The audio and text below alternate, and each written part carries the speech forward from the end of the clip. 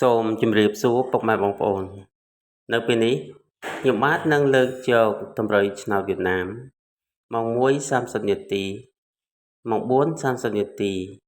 ម៉ោង 6:30 នាទីថ្ងៃទី25ខែតុលា ឆ្នាំ 2025ដើម្បីមកចែកជូនពុកម៉ែបងប្អូនមុននឹងចូលដល់តម្រុយឆ្នោតខ្ញុំបាទសូមលើកយកតម្រុយឆ្នោតដែលបានឲ្យការពីម្សិលមិញដើម្បីមកផ្ទៀងផ្ទាត់ជូនពុកម៉ែបងប្អូនតម្រុយឆ្នោតដែលខ្ញុំបានឲ្យគឺមានលេខ51 20គុត01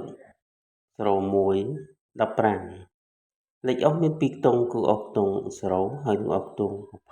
20បន្តមកទៀតនេះខ្ញុំបាទនឹងផ្ទៀងផ្ទាត់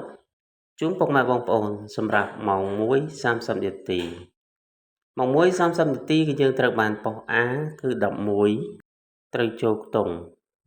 បន្តមកទៀតគឺយើងត្រូវបានប៉ុស B គឺ07គឺត្រូវលេខអុសបន្តមកទៀតគឺយើងត្រូវបានប៉ុស D គឺ06គឺត្រូវលេខអុស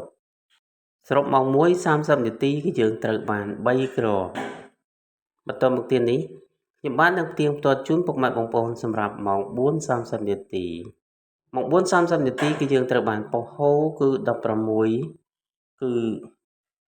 ត្រូវចូលខ្ទង់បន្តមកទៀតគឺយើងត្រូវបានប៉ុសសេគឺ50គុតគឺត្រូវចូលខ្ទង់តម្រូវខ្ញុំបានឲ្យលេខ51សរុបម៉ោង 4:30 នាទីគឺយើងត្រូវបាន2គ្រាប់បន្តមកទៀតនេះ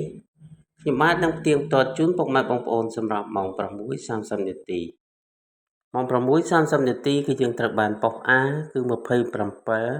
គឺត្រូវលេខអុសបន្តមកទៀតគឺយើងត្រូវបានប៉ុស B គឺ01គឺត្រូវចំតម្រុយតែម្ដងតម្រុយខ្ញុំបានឲ្យលេខ01បន្តមកទៀតគឺយើងត្រូវបានប៉ុស D គឺ04គឺត្រូវលេខអុសសរុបម៉ោង 6:30 នាទីគឺយើងត្រូវបាន3គ្រាប់បន្តមកទៀតនេះខ្ញុំបាននឹងលើកយកតម្រុយសម្រាប់ថ្ងៃទី25ខែតុលា ឆ្នាំ 2025ដើម្បីមកចែកជូនពុកម៉ែបងប្អូនដើម្បីចាក់ផ្សងសំណាងតម្រុយគឺមានលេខ27 11 65 04លេខអុសមាន2ខ្ទង់គឺអុសខ្ទង់10ហើយនិងអុសខ្ទង់